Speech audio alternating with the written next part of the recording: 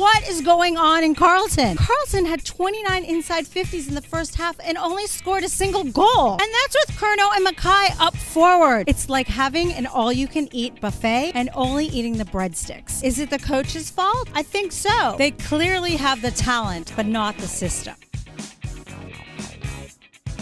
Welcome back to AFL from LA. I'm your host, Cindy. I need to give some props to Jack Darling. Listen, I know he's not living his best footy life at the moment, but he fractured his arm and he played the rest of the game. That's some next level shit. So JD, I hope you heal well and we hope you get back to playing your best footy ever. So here are my hot takes for round 9. Blues have now lost 4 of their last 5 games. The only time they looked exciting is when they threw the game plan out the window and went fast. They kicked 6 goals in a row and the Bulldogs could do nothing about it. Cripps, once again, just completely disappeared against a good midfield. He had 0 tackles. 0. He's not running both ways. He's not being accountable. Blues have Collingwood and Melbourne in the next 3 weeks, which could completely crush their finals hopes. The Bulldogs, on the other hand, could totally match it against Brisbane, Melbourne, the Pies. They have a real shot at top 4. The Tigers resorted to an ancient strategy called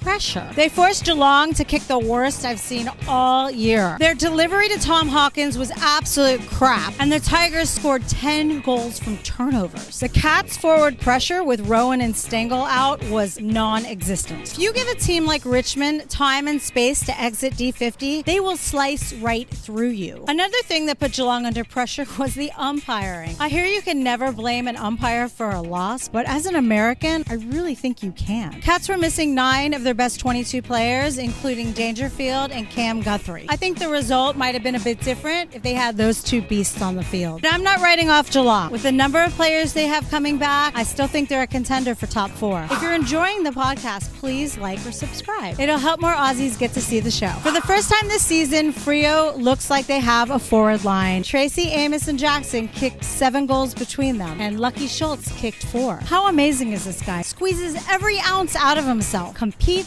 tackles, and gets the job done. Luke Jackson had his 2nd great game in a row. And let's talk about Tracy's work up the ground. 6 marks, 4 tackles, and he's played his best game that I've seen from him so far. But Sean Darcy is the beast who started it all. 9 clearances and 44 hitouts. If Freo can keep this up, they may be able to make a run at the finals. Swans, on the other hand, have lost their best 3 defenders, their home field advantage, and their edge. They're going to miss out on the top 8. Sorry, Bloods. The Crows jump back into the 8. They kicked their highest score under Matty Nix, while the Saints suffered their biggest loss under Ross Lyon. Tex Walker kicked 5 goals and is aging like a fine Barossa Cabernet. He's nearly unstoppable one-on-one. Luke Pedler, not only is he a gun forward, but he's a bull in the midfield. Plus, they had 12 individual goal scorers. And Adelaide's ball movement is 3-dimensional. They can run and carry. They can hit short targets by foot. And they can go long down the line to reliable targets. Matty Nix, he's created a real winning system. Unlike the Saints, who have a good defense, but struggle to kick a score. If you're going to challenge for the flag, you have to be elite at both.